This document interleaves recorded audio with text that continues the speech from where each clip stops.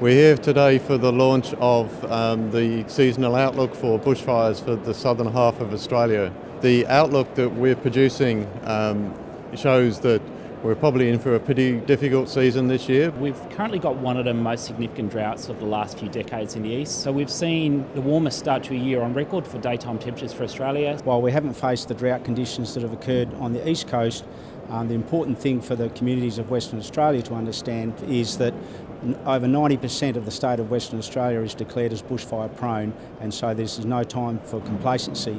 Much of the activity is in the central and southeast parts of the state. We're expecting above normal activity, and this will particularly be in the coastal areas around Hervey Bay, Bundaberg, Rockhampton, and heading out towards Gatton, Kingaroy and Toowoomba.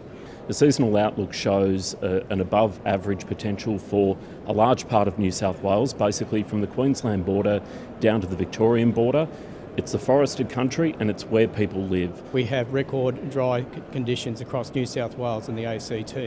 We're going to see a warmer than average summer and a drier than average summer in Canberra. And so therefore our risk is greater than ever before. What the scientists and the Bureau are telling us is that Victoria will have what they call a normal fire season, with the exception of East Gippsland, which is primed and ready to go. So what does normal mean? This year we will lose property. There will be fire damage caused from a natural disaster called a bushfire. The outlook does indicate, very similar to last year, that we're going to have a normal fire season across the state with an elevated fire danger in a coastal strip on the eastern side of the state. The outlook for South Australia for this summer is, across most of the state, is an average bushfire season. We have some areas of concern, particularly up in the north of the state, where we adjoin the West Australian boundary, up in the APY lands.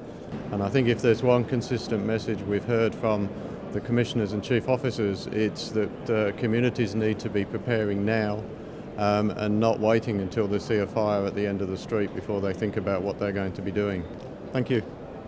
Yep.